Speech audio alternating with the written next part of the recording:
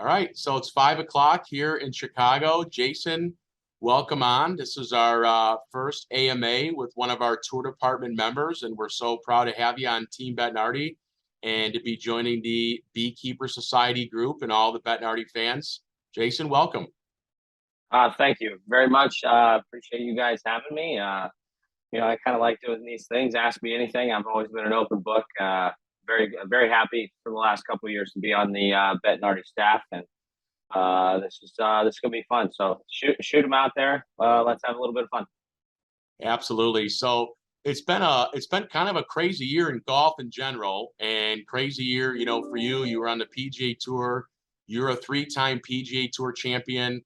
And just to back up a little bit on that train of thought, I believe when we signed you was 2020. You started using a BBA try, and we got you, finally convinced you to come to Chicago, to come to the studio. And tell everybody about kind of that process and what happened after that when you came to the studio. Well, I mean, I picked up a putter or two from you guys, and I had always been, kind of a stock 35-inch blade style putter. Used a plethora of different ones, but finally when I started rolling the one that you guys had, I believe it was the studio stock 38, and I finally got up to the studio, and you guys had mentioned, and my caddy had mentioned, a 36-inch putter, and just to kind of dial in the loft, the lie, the 36-inch putt, all of it, and just kind of get all the numbers lied out there. It made all the difference in the world to get my ball rolling, to get a lot of golf, confidence. And if you guys can get a little bit of confidence, well, it's fun. It doesn't really matter what you're putting with, as long as you can repeat it. So you guys gave me the information. A super fun session with you guys in the studio there, kind of looking at some numbers and what could be a little bit better, and testing out. That was right when the fit face was coming out. So I rolled a couple of those at the same time, and I knew that was going to be a big hit coming down the road. It's just I haven't quite worked myself into that feel yet, using the older face for so long. Yeah. So when you got that confidence, I mean, that was such a historic run, 3 PGA Tour wins in 13 months, I believe, which was, just unbelievable. There's a lot of players, not a lot of players in that class, and the players that are Hall of Famers and big time major champions. So when you got that confidence, would you say it was the mallet shape? Was it the fact that you were fit? How did that putting? I remember Kevin Canning, your agent, told me if you can get Jason putting, he's going to go on a tear. And he was right. So you did go on that tear. So, for all of us amateur golfers out there, what gave you that confidence when you got that new putter? I knew the loft, the lie, the face angle. I mean, all of it was, it looked right to me. It felt right. And the ball was coming off where you're looking. It's one thing to be, a numbers guy and to fit everything perfectly, in a computer, in a perfect world, but golf is not a perfect world. You don't get the same putt, over and over again. So it was one of those things. I got more and more comfortable with a little bit longer putter, the lie and the look and how it was coming off. And, once I got inside of 10 feet, I knew D-Rob, my caddy, David Robinson, had the read, and I knew I was putting the best I've ever putted in my life. So that confidence between my caddy, myself, and you guys, helping me get fit for what I needed without trying to change too much was all the difference in the world. Nice. And you mentioned the fit face too. We've been making the fit face for a number of years. You were always a fly mill player, and the fit face, the way we've always described all of our face millings until this past year with the roll control face, was all about feel. The fit face stands for feel impact technology. And a lot of our PGA Tour pros love that face on the fast greens, right? You were used to fly mill. You can be more aggressive with your putting stroke with that fit face versus the ball coming off hot. So I guess when you decided to choose that fit face, or when Coobs is out there, on tour, what was that deciding factor to go to that softest face? My deciding factor is because for me, especially putting on the PGA Tour for so long, and now the Live Tour, the greens are so much faster than a regular golf course. So when you're able to make an aggressive stroke, you're gonna make a better stroke overall, and obviously there's a lot that can go wrong in the putting stroke. Minor details can change a lot in the putting stroke. So I just think it was one of those things that I was able to make a more confident, more aggressive stroke at the ball than with some of the other faces that come off a little bit hotter that can get away from you. So I think that was the best fit for me. I've always liked kind of that deeper mill, and the fit face fit right into there. Nice. That's great. So then transitioning to your year this year, a lot of people want to know about Live. You're on the Live. You've had some nice success there. I guess what's the difference so far between PGA Tour and Live, and what do you think now that we're here in December, kind of recapping the year? Actually, this is probably one of the first time I've spoken to anybody about the Live and the transfer. It's been a little bit of heat on my end, but I knew what I was getting myself into. So great choice on my end from my perspective, because I'm at home. I can hear my kids in the background now. I'm home more often. I can be a father. We have an off season. I mean, everybody talks about the money. Yes, the money's great, but the money was great on the PGA Tour. I don't wish any ill will or anything. I don't have anything negative to say about the PGA Tour. They were doing a couple things that I didn't quite agree with, but those are minor things at the end of the day. So really don't wish any ill will at all for the PGA Tour. But the transition has been great. It's kind of a little bit more fun atmosphere. Definitely a different style. I mean, if I had it compared to a PGA Tour event, it would probably be the waste management. Not quite to that degree with hundreds of thousands of fans, but it's kind of it's nice to be on the golf course all together at the same time on the Live. I know it's a little bit different with the 3 rounds, but I think the format is appealing to the masses, because normal PGA Tour events are on from sun up to sundown, and this is a 4 or 5 hour window, just like a Major League Baseball or an NFL game would be on. It's a little bit longer, obviously, but there's more golf to the whole thing than anything. I think the team aspect, raises the level above anything out there right now, just because you talk about the Ryder Cups or Presidents Cups or anything like that. The players, the fans, from all standpoints, the people have a lot more fun. So I think with the team aspect, and once people kind of gravitate towards a team that they like, depending on whether it's a South African team or whether it's Dustin's team, Brooks's team, you can kind of go towards whatever you want to choose. So I think it's one of those things. It was the right choice for me in my career at this moment in time. And I think it's kind of re-energized me to try to play a little harder, because it kind of brings me back to college golf. You're not just playing for yourself anymore. You're playing for a couple other guys, and it's been a lot of fun, to be honest. So it's kind of brought that childhood eagerness to get to the golf course and practice and get better. I think for me, the PGA Tour was just getting a little bit stale. Groundhog Day, the same day every day. So it's a little bit different, and I'm enjoying myself, to say the least. And first and foremost, my kids and my family at home enjoy having their dad around a lot more. Absolutely. No, it's well said. And I was at the Rich Harvest tournament. I believe I remember seeing you out there, and it is a totally different vibe. It's very laid back. They have Right. music on it at the end of every hole, right? First hole, 10th hole. There's music out there. It's a little less Throughout the golf crowded. course. What's that? I said throughout the entire golf course. At some of the events, it doesn't always quite work. I mean, it's a work in progress. It's it's a startup. It's brand new, so things are going to be ironed out. And I think first year was much better than I even anticipated. Yeah, it's a really good vibe, even from an equipment manufacturer aspect. When we're out there Wednesdays and Thursdays, it doesn't seem like all the players are so stressed. It seems like the players are a little bit more willing to interact, hang out, talk, and try, versus I think those Monday, Tuesday, Wednesdays, you guys are out there a job. It's 72 holes, Thursday to Sunday. There's a cut. So I think that aspect, just from my perspective on the equipment side, it's been nice to see. You also mentioned the team aspect a lot. So how often are you guys interacting with your captains, your teammates out there? You go out and play? Are you talking on the course? How's that work? It's kind of one of those things. Obviously we all do different stuff. on and off the golf course. You know, we have a different practice routine. We have, different routines on and off the golf course. So I think between me and Brooks, Brooks's brother Chase, I think we played quite a few. I mean, we only played, I think, 5 or 6 events. So I think it was one of those things that I really enjoyed, kind of getting to know my teammates a little bit better in those practice rounds, dinners, hanging out. It really, as I said, it goes back to college golf days where you're really enjoying yourself.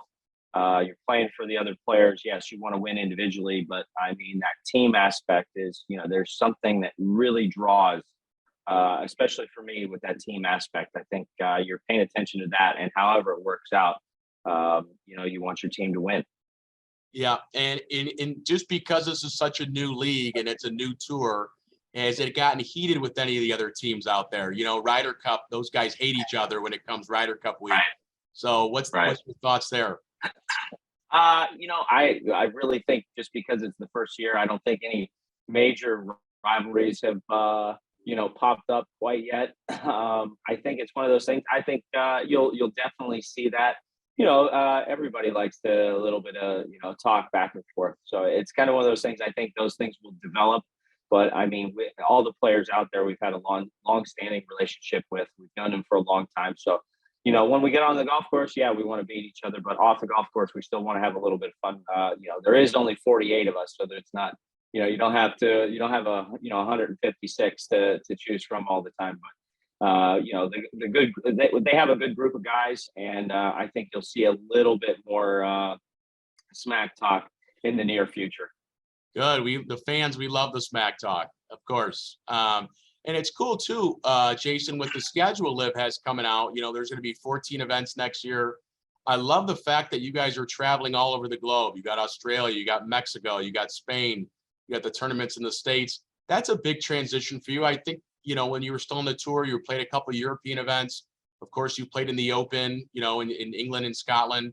But in terms of that aspect, how do you like that, traveling around the globe? In those lesser events. I mean, right.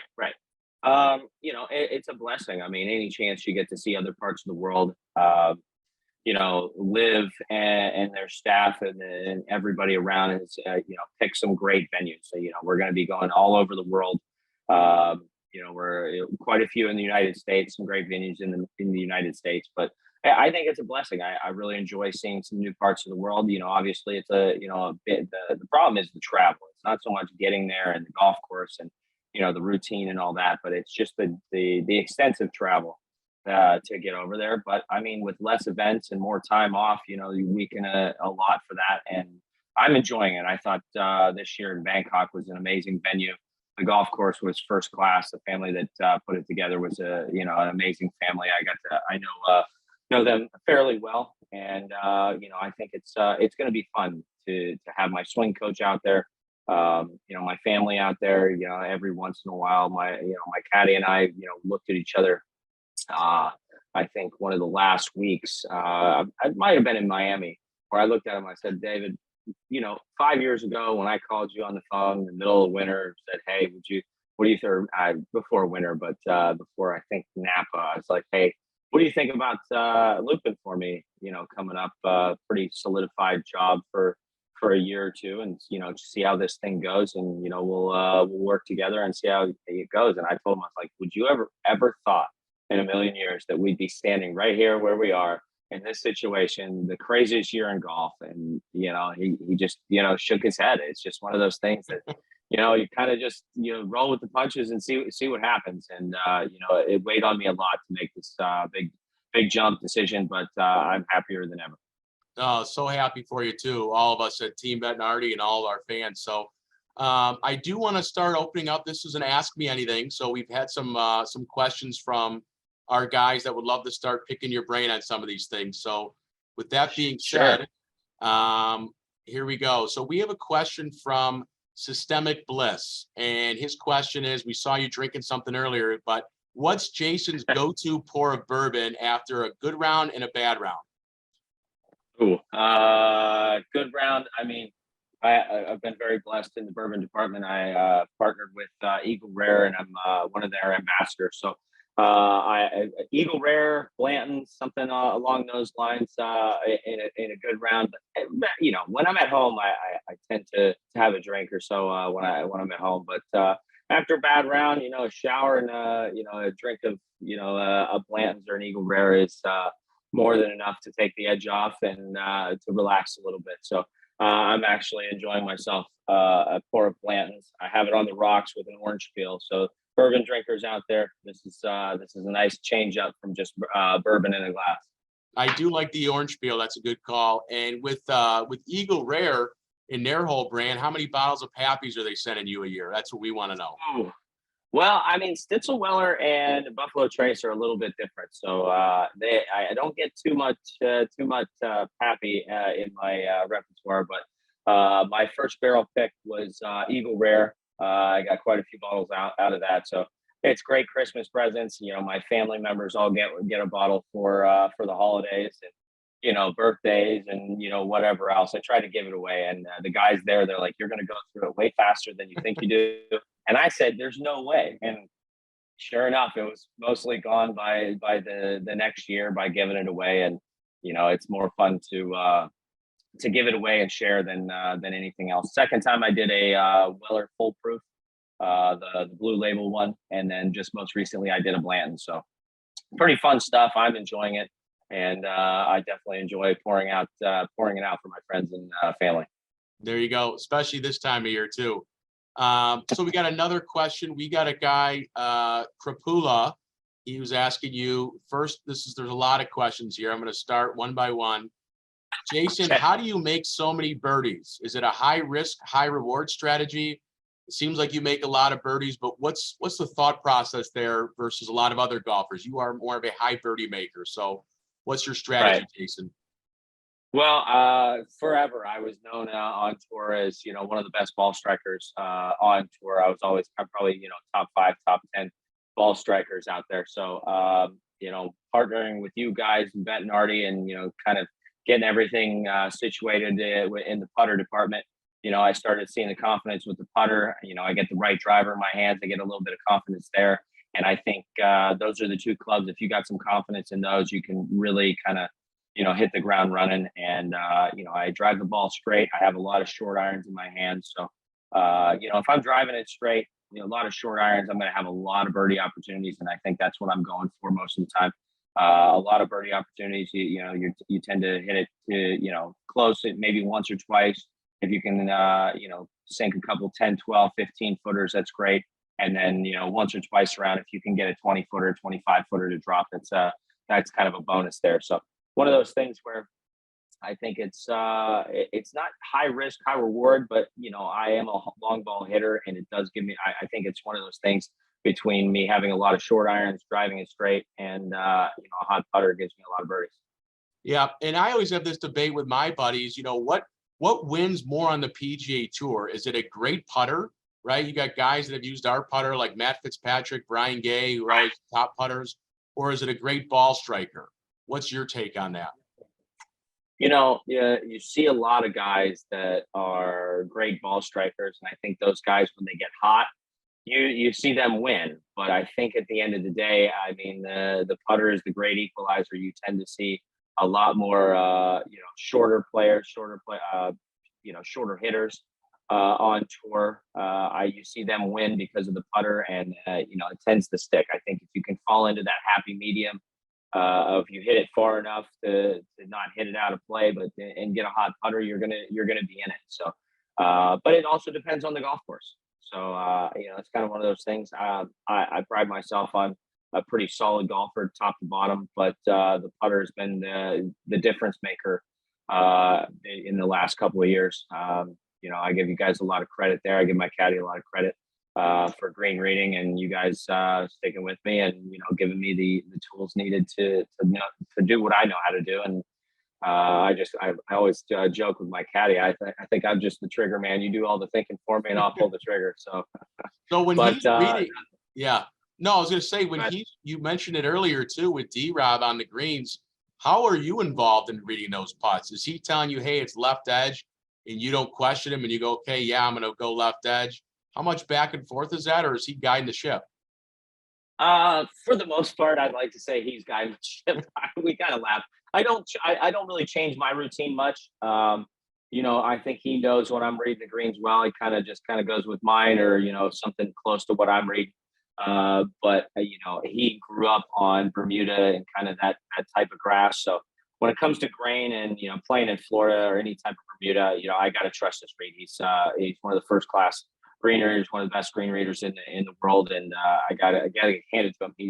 It's pretty incredible to watch him kind of step around the green and get a feel for it. And when he's on, it's I know when he's on, because I stop questioning his reads, and I think it's that learning curve between the two of us, knowing when he's on, when I'm on, and I think when we're both kind of zeroed in, and it's we're splitting hairs between right edge or just outside. I think it's just kind of a speed thing, and we go with it. So I think D-Rob and I are having a lot of fun together, and I think a little bit more time off on both sides is going to be great for us. But he's a golfer. He loves himself some golf. But I think I'm looking forward to getting ready.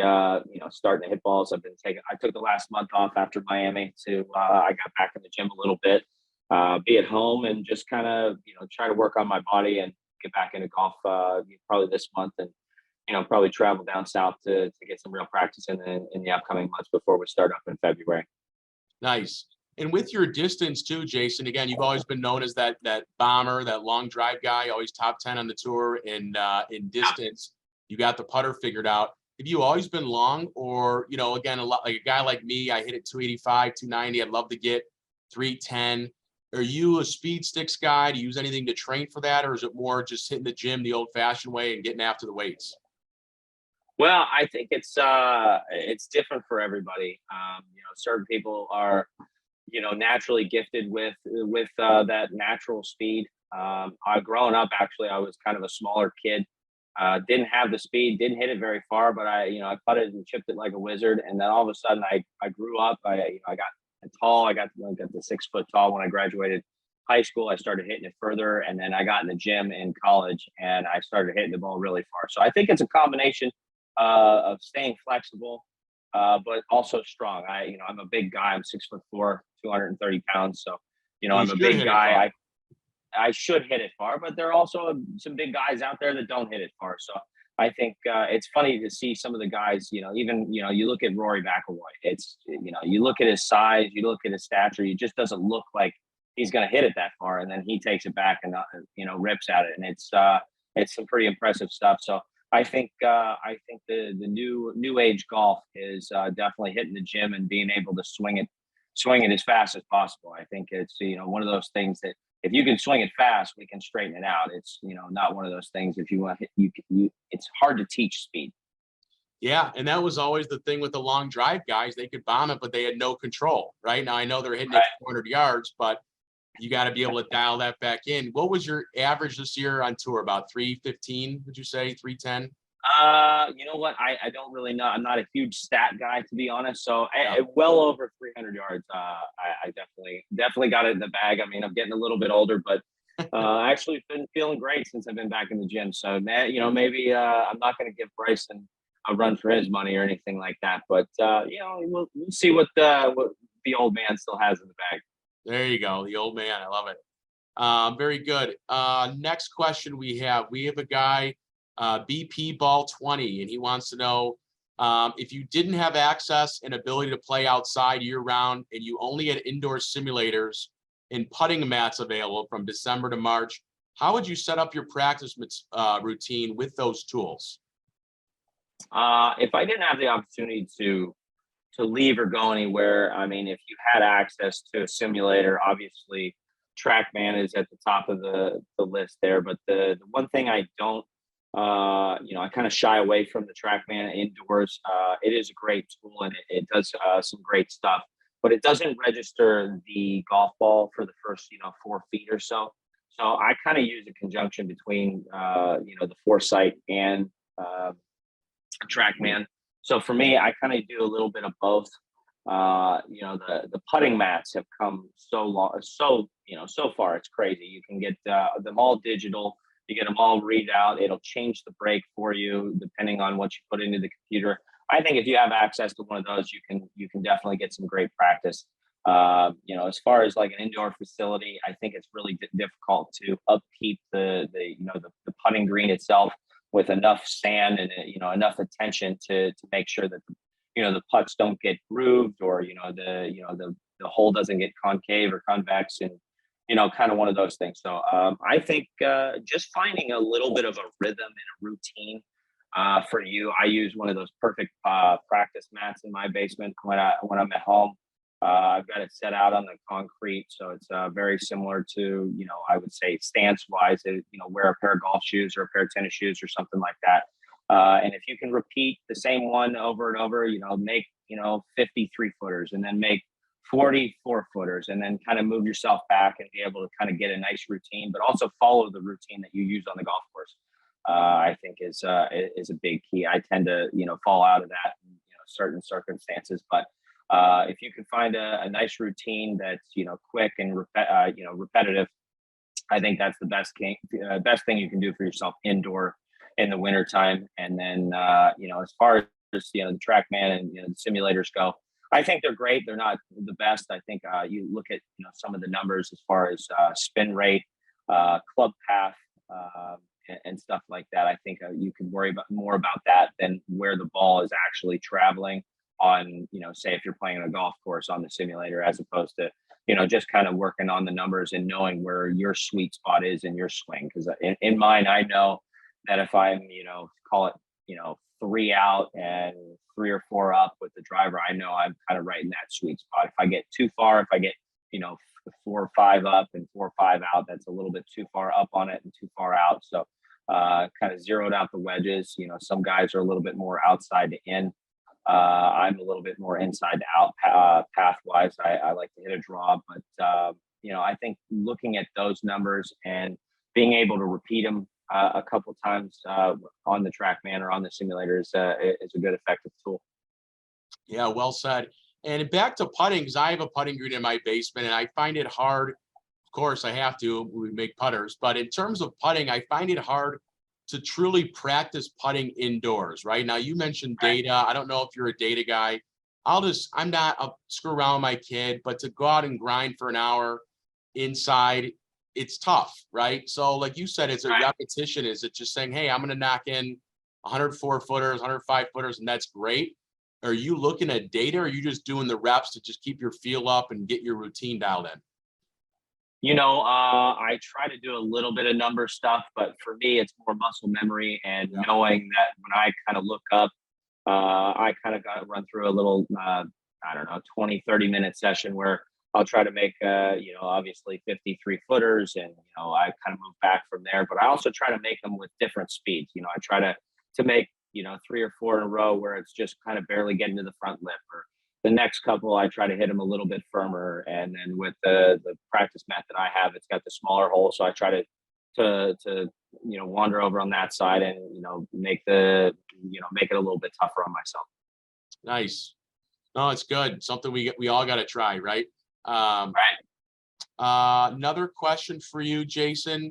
John H. Relates back to our brand. He wants to know what brought your attention to Bettinardi Golf and their putters. I can remember the first. I had a Bettinardi quite a while ago, and I think I got this. I can't remember 2019 or 2020. I picked up one of your guys' putters at the Honda Classic, and I remember I was like, you know what? I just can't bring myself to switch over. I don't have enough time, enough reps with it on the putting green to feel comfortable with it, so I didn't throw it in there. And then in the upcoming weeks, I was still struggling a little bit. And, I started rolling it on different, I brought it with me to every tournament, but I just could not, it wasn't the right feel or something like that. Finally, I brought it home and I did some work at home and got it back out on one of the tour events, and I threw it in play and I started rolling it great. And then once I came to see you guys to get everything dialed in, it made all the difference. So I think it's one of those things I kind of always knew about you guys. Just I think you guys and a select few others are ahead of the curve with as far as the face technology that's going on out there right now. Nice. We appreciate that. And in terms of the model, you know, a lot of our staffers, they'll change putters every month. They'll change putters every quarter. You've been pretty tried and true on that Right. SS38 since you rattled off all those wins. Or do you ever dream of other putters? Do you ever think about, you know, you text Coobs, hey, I want to try this? Are you pretty locked in on that mallet? Actually, it's funny that you bring that up because I knew this was coming up, and I hadn't checked out the website recently, so I checked it out. I actually did. I can't remember the model name because I just had looked it up. Sorry, give me 1 second. Yeah. I'll look it back up. What I was just looking at. I think it's the Studio B Reserve. Yep. Which one? I can't remember which one it was. But oh yeah, here we go. The Gunmetal Gray Queen B8. I Nice. think I'm going to give that. I told Coobs, dial in some specs for me, bend one up, and send it over. So I'll take a peek at that one. But yeah, I've been tried and true with that SS38. It's been good to me. I've gotten maybe 2 or 3 other ones that are kind of in the rotation, but they're not all. I mean, they're identical, but some of them have a little bit of a different look. You know, I've obviously used one for a long time, and the other two, one line is black and one line is white. So slightly different looks, just to kind of give it a new feel, new look, new touch. Awesome. And for amateurs, you know, there are a lot of players that change putters. We have customers that buy 30, 40 putters a year. We have customers that have used the same putter since their mom gave them their communion money when they were 9 and they don't want to switch. So if you're going to give advice to, let's say, a scratch golfer, let's say a better player, 10 handicap or less, do you want them to go out and just work at it, figure it out with that putter, or do they need to try and find something new until it finally works? You know, it's kind of one of those things. It's hard to decipher one way or the other. But I mean, you got to have the will and drive to go out there and to find something to work on. Fundamentals and stuff like that. But I think it's one of those things across the board. Amateurs, I think, to go get fit for something, whether it's a driver, whether it's irons or putters, don't try to change your golf swing to the clubs that you want to play. I think you go get fit and find what fits you, and then you can pick the golf clubs and get them bent up from there. So I actually recently brought a couple friends up a week or so before the Live event out in Chicago. We flew up, did a little quick session with you guys in the studio, and I'll tell you what, these guys' handicaps have dropped exponentially. It's crazy. These It guys works. are putting the best. It does work. So the one thing, if you like putters, you like collecting them, you like changing them up, by all means, buy them all. I think they're all, everything's got their little touch to them, and what suits your eyes the best. But I think once you find the putter that you like and you like to look at, it's worth going to see you guys in the studio and getting fit for loft, for lie angle, for grip. And the grip is a huge thing, I think, for a lot of people. Because it could change the difference from how the toe, turns over the putting stroke, or if you got a face balance putter, whatever works best for you to repeat the same thing over and over again, whether you're too far inside or you're too far open, whatever, as long as you can meet the ball back and get the ball rolling with, maximum efficiency. I think it's one of those things anybody should come and see you guys and get fit and dialed in that way. Yeah. And again, you brought up confidence earlier. That's our whole belief in putting, is it's all about confidence. When we bring people into Studio B, we have our whole production range, which is about 22 different head styles for people to choose from. And we start that process out by saying, pick 2 or 3 heads that look really good to your eye. Then we'll go and look at your stroke on Quintech, and we'll analyze your stroke and find out what's the best putter for you. We're not trying to give them a lesson, because people always tend to go back to what their norms are and what they're used to. We're not going to try to fix them, right? Everybody goes back to that old process, that old setup. So we're there to try to find the best putter for their stroke. And it varies from every type of golfer. You're a face balance mallet guy. You were using a half toe hang blade. Once you found that face balance mallet, you set the world on fire. So that's where, again, you can look down at that putter. It was properly fit for you. You're going to make, you're going to make putts, stick with that. And it's all the rest is going to take care of itself. 100%. I think it's a great tool. a lot of guys, I have friends that are always looking for the new thing, the new driver, the new iron, the new putter, the new this. But if it's not fit for you and if it's not going to be right, I mean, you could hit it better, but it's not going to be, you might as well just get your own clubs bent to your spec and how you swing. Because as you said before, people tend to go back to what their habits are and their norms are. And, to get fit to be a little bit more efficient is going to, it's going to pay dividends down the road. Yeah, 100%. Another question is we have from Glizzy McGuire. Love the name. When you were grinding the most in your career, what was your typical practice session setup? Ooh, that's a tough one. Putting wise, I would say I would do the tee drill around the whole 3 feet.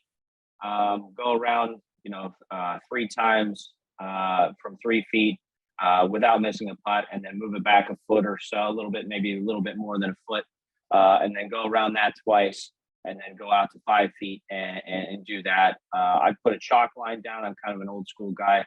I've got sort of a bungee cord set up now that I can see the line over top of the golf ball. So, some kind of a straight putt. And also everybody's seen the Tiger tee drill.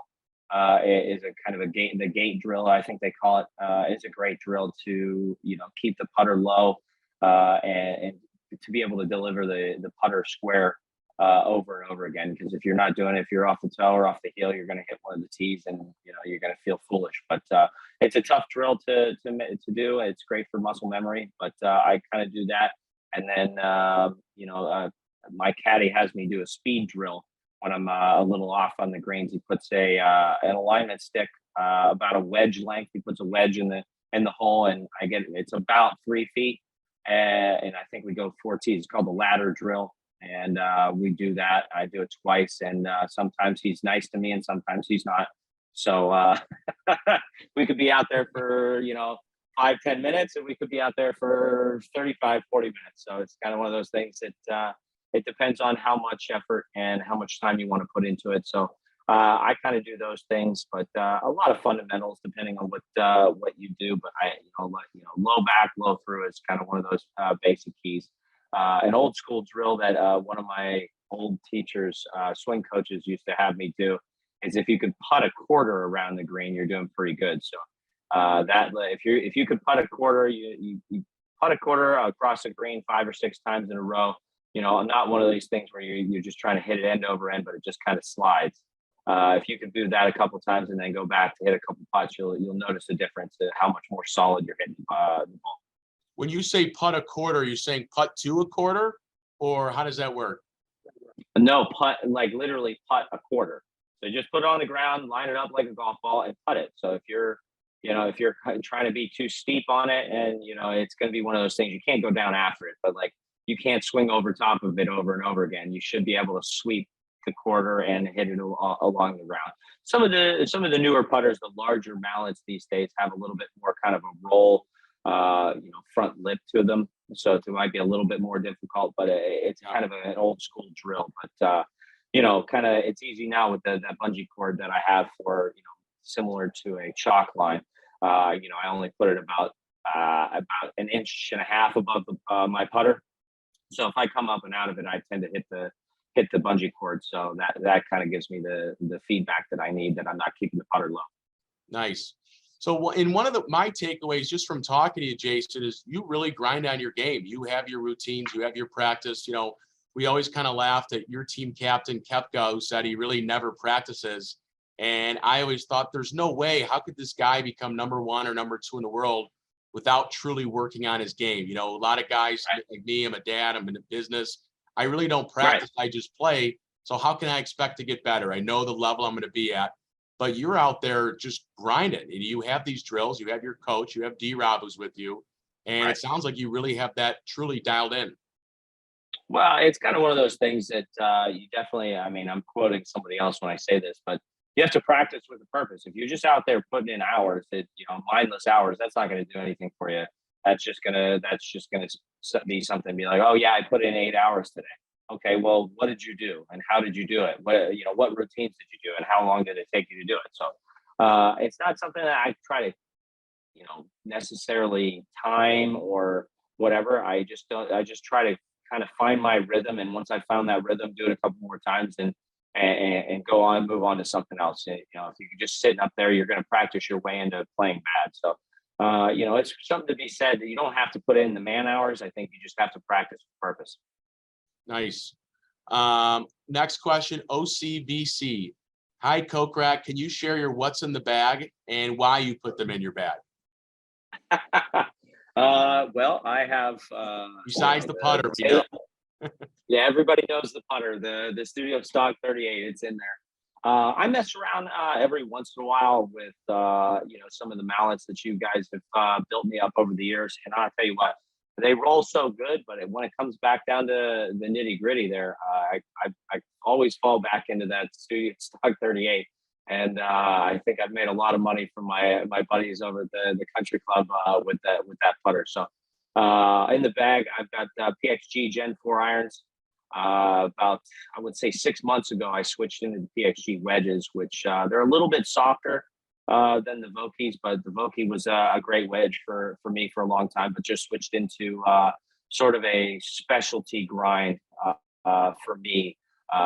Wedges. I've been fiddling with a couple different 3-woods. I think the 3-wood is one of the hardest clubs to get fit in your bag. But once you find it, it's you know, it's one of those things that everybody knows. I'm going to keep this 3-wood no matter what. So I've also got a game improvement club. I've got a 7-wood in the bag now. Nice. Compliments of Dustin Johnson. I hit his a few years back on I can't remember it was a WGC event down in Florida. But I hit this thing. I was like, well, I need one of these. So it's been in the bag ever since. And he actually tried to get me to move into the 9-wood already. So, but I got a 7-wood, kind of a 4 or 5-wood, TaylorMade, and then a TaylorMade driver. And that's pretty much the setup. And then I'm doing a little bit of ball testing with the new Titleist golf ball, because I was using the 2019 Pro V1. So they've changed them up a little bit, but haven't noticed a big difference, but do a little bit more testing this off season and see how it goes. Nice. Nick Petrakis, the Greek, wants to know your favorite golf memory. Ooh, favorite golf memory.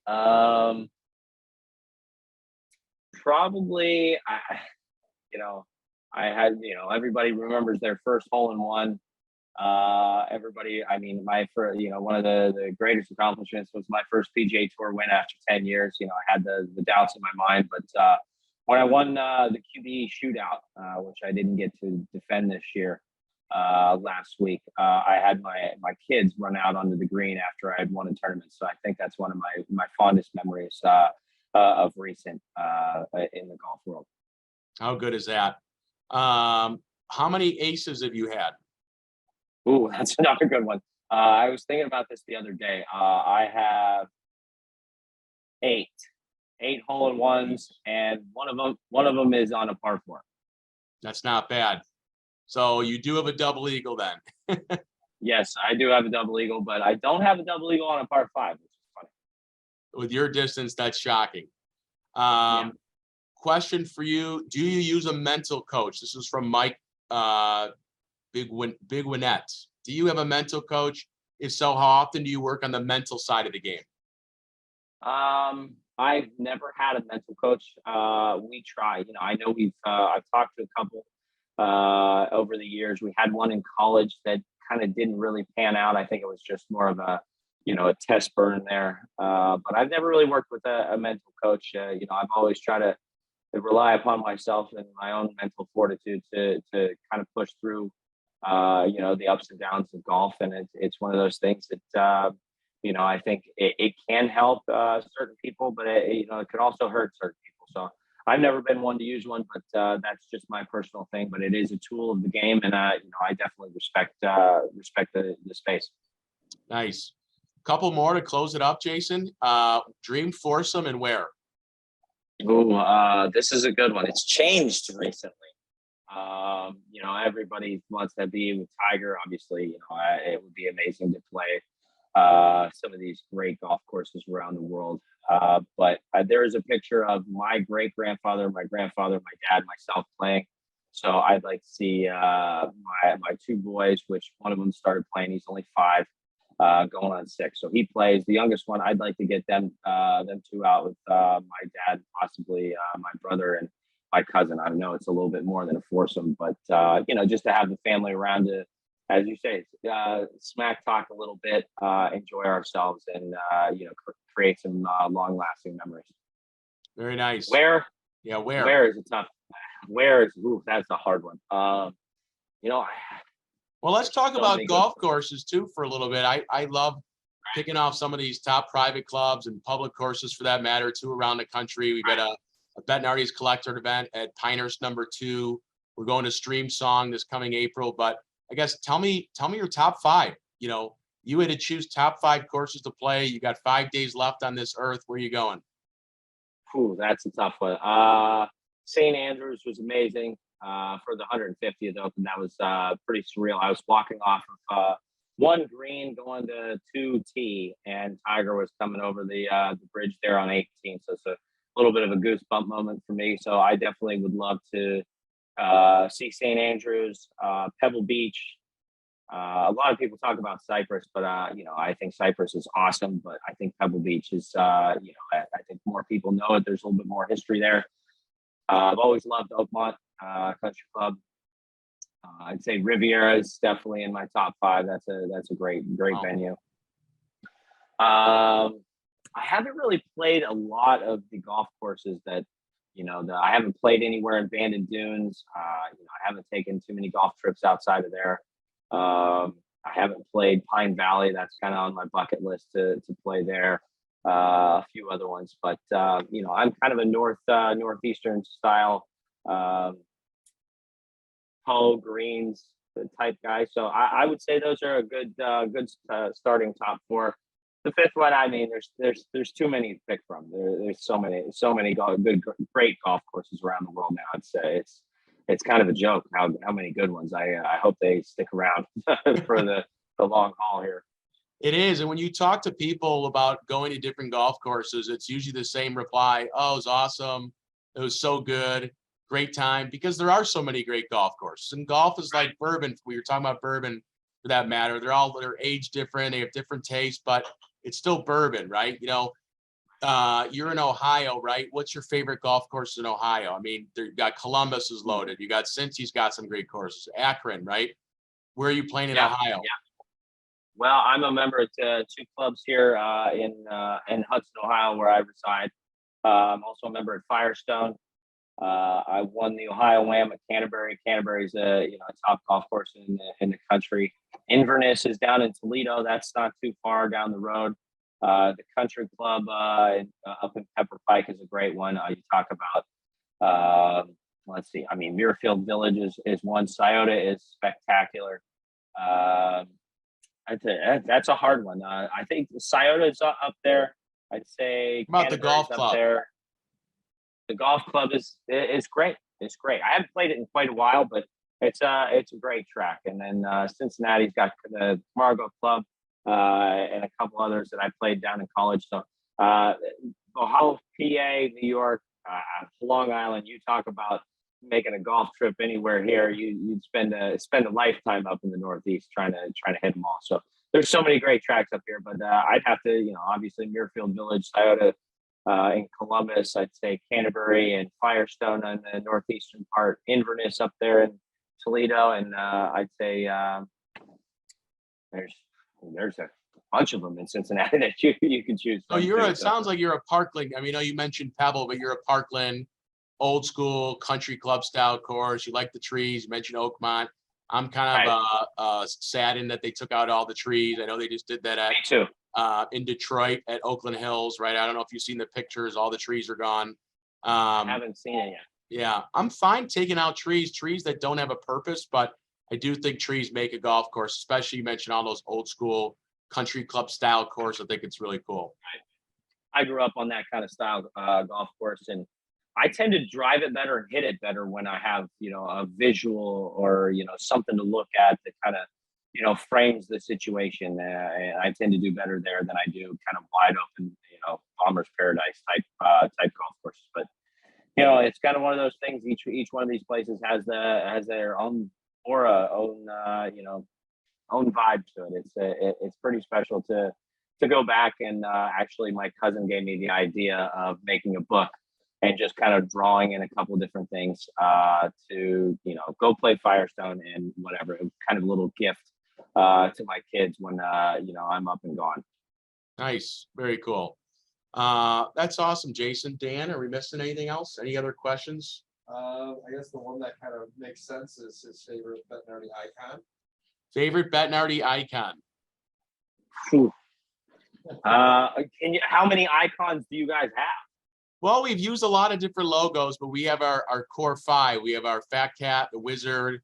We have our T-Hive, the Stinger Bee, the Skull and Bones. We just introduced the Betty Bomb. We're gonna start using some bombs on some fun product. I know in your 8 try, you had the Skull and Bones on there. Would love to get you back. Skull and Bones guy. There we go. My man. Yeah, I go with that. Some of the Fat Cat stuff I really like. Skull and Bones, I tend to gravitate towards more often. I'm actually looking at the Wizard that you got in the background, and that's another good one. But I'd have to lean more heavily upon the Skull and Bones. Got it. Well, if you like the cat, we'll have to make a Fat Cat drinking a bourbon as a head cover. That could be your new gamer. I love it. Nice. Well, I think that's good. And I appreciate everybody that's on this call that's attended and listened to Bettinardi brand ambassador Jason Kokrak. Fun year in golf. Jason, you've had a heck of a career the last couple of years and your whole career for that matter. You're still top 50 in the world. We want to see you in all 4 majors next year. See what the governing bodies decide there, but I believe you're going to be in. And Me too. I believe it. We're rooting for you. We're so proud of you and love having you on Team Bettinardi, and God bless and good luck next year as you head into 2023. Well, I appreciate it, guys. Always great to be a part of the staff here at Bettinardi, and thanks for all the great questions. Always fun doing this type of stuff, and I appreciate the time. You got it. Jason, thank you so much. Enjoy the rest of your off season. Merry Christmas. We'll catch you up soon. Happy holidays. Thanks, guys. See you later. See ya.